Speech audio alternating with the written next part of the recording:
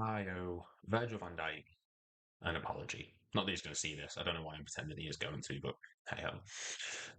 I was wrong, or at least I sounded wrong. I need to clarify a few things. So I recently have appeared on a lot of different platforms. I've been on This Is Football, Redmen TV. I've been on that several times, and I'm going to be a few more times in the future.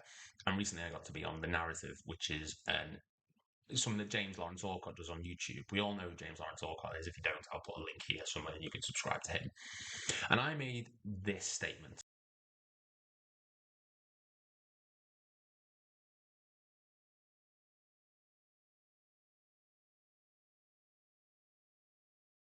Now, in that clip, it makes it sound like I'm saying a few things. Number one, it sounds like I'm saying Van Dijk's coming to the end of his career because I compared him to John Terry at the end of his. Not the case. Van Dijk could still go on for 5 years at least. He's 32. He's still the best centre back in the world. Just need to clarify that he is the best centre back. But I understand why to a lot of fans it seemed like I was suggesting that he's over it, that he's over the hill, he's getting worse. My intention was to explain that physically he has slowed down. I think in terms of his pace, he's still lightning quick. He's still very physically strong. But I think because he had a bit of resistance to sort of run at players, it made it seem to me like he was slower. And on the turn, maybe he is that little bit slower. We've seen it a few times this season where he has been caught out by that. He hasn't been dribbled past, so no one has dribbled past him. But his reactions in terms of when the ball gets past the defense, he's slower to react to it. I feel a little bit, and he can't match certain players for pace. He still can match a few, but he's like I say, he's in his 30s. He's come back from a horrible injury. Statistically, he is still one of the best centre backs in the world, and you know, for all that I'm saying, or it sounds like I'm saying he's poor. He's not. Let's be honest. On the screen now, stats from this season. This is the first. This is every game he's featured in the Premier League. He's in the top percentile or the 99% for aerials won, 87% for clearances. He's not been dribbled past at all this season. No one has got past him. He is the best centre back. And I understand why people thought I was slandering Van Dijk. In fact, I was not. For me, Van Dijk is the best centre back in the Premier League, arguably the world. He is phenomenal, and the Brentford game showed it. Games like Luton and Chelsea and games like that, he was caught out at times for being slow, but as did everyone. It's not just him. My rationale behind it was I feel like because he's more tactically switched on, he's able to position himself better as opposed to a few seasons ago where yes, he could switch. He was tactically very aware. He knew where to position himself, but he relied a lot on his pace and physicality. Now he doesn't have to because his footballing IQ has improved. So while his physicality has gone down slightly, his football IQ has gone up drastically, and he might actually be better now than he was then, or at least he's coming close. Van Dijk still possesses something that not a lot of centre backs do. Look at his passes attempted. He's in the top 81% for pass completion.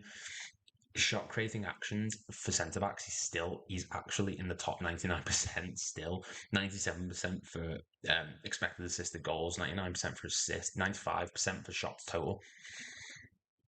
I was wrong. I was completely wrong. I do think he has slowed down ever so slightly, but mentally, he's still just as switched on as ever. And to further prove that I was in the wrong here, here's the stats from the 1920 season. Now, you look at this in comparison to the current season that we're on. Aerials won 5.48 this season. In that season, 4.95. Yes, this is based over a whole season, and the stats that we've currently got now might drop, but even so, he's higher now in clearances. Go back, he's 5.81 as opposed to the earlier season, 4.37. Blocks 0.53 in the 1920 season as opposed to 1.83 now. He's getting better, or at least he's getting back to his height. And by no means am I slandering Van Dijk and saying that he's poor, because he's not. In fact, he's the opposite. He's actually got better, or at least he's as I said, he's getting back to that high level that we all know him capable of. On the narrative, it sounded like I was critiquing him. Van Dijk is one of our best players, if not possibly in an extent, maybe next to Alisson and Salah, our best player in terms of what he offers on the pitch. And I've said it numerous times. I absolutely love him. I think he's the best centre back we've had in possibly ever. It's debatable, but there's a case for it. There's the pre Van Dijk era and there's the post Van Dijk era. And when he came in, we changed drastically for the better.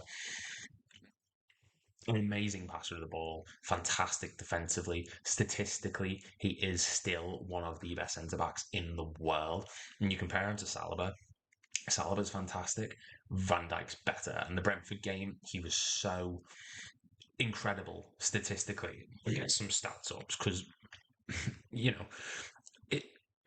it does sound like I was slandering Van Dijk, and it wasn't the plan. So if we look at the Brentford game, 10 out of 10 accurate long balls, 2 blocks, 2 headed clearances, 4 clearances, 2 recoveries, 4 out of 5 ground duels won, 6 out of 7 aerial duels won, and a clean sheet. He was incredible, and I think giving him the captaincy has given him that sort of impetus to go further. Last season, no one performed well. Maybe Salah, and Alisson definitely, but last season no one looked great. And I think because we've come from that season to this season, we're doing really well. I just haven't looked at the players yet as, oh yeah, they're doing great. The people who were there last season. Van Dijk is one of those players who I've looked at and thought, he's getting better, but I think I was just being a pessimist. But for me, Van Dijk is still one of the best centre backs in the world, and if he can get back to the standard that he was pre last season, there's no reason to say we can't compete for the league. And this was another thing, actually. In the video, I said that our aim shouldn't be the league. It absolutely should be the league. The league should always be the aim. But if we didn't get it, I wouldn't be overly disappointed because I think we'd be overachieving this season if we went for it, if that makes sense. So, Tottenham, if they don't get the league, they will be disappointed. But because that's not the initial target they had going into the season, it's not going to seem like a huge loss to them. We are miles better than Tottenham, by all means. But the aim this season was not the league. The aim this season was to stabilise the squad, go for top 4, maybe win a trophy or 2 along the way. And that should still be the aim. That should be the target. If we get top 4 and a Carabao Cup and maybe a Europa League, that's a great season in my book to build for the Premier League. If we get the title, absolutely fine. Amazing. We've overachieved based on the amount of players we've lost and the amount we've had to bring in. The perception that I'm not wanting the title and I think Van Dijk is a poor player is far from it. I just have worked myself very poorly. Van Dijk is still a phenomenal player. He's arguably one of the most important players in our history, in fact. And this season, he's proven why people consider him to be the world's best. And I am one of those people. I just noticed that physically he has decreased, mentally he's increased. And I just think that it came across wrong. Same with the title push. By all means, go for the title. But if we don't get it and end in the top 4 with a trophy, I'm happy with that. And then the season after, or next season even, go for the title. Full front, go for it. We have a squad capable of doing it now, but there's still things gelling into place and a few faults there that weren't there the season we won the league that could make it difficult. So hopefully this has cleared a few things up. There's going to be more content coming. There'll be a video maybe in like 2 days or so. Please make sure to hit the like and subscribe button. Go check out the narrative, which I've featured on, and go check out Redmen TV, which I've been on several times recently. Thank you very much.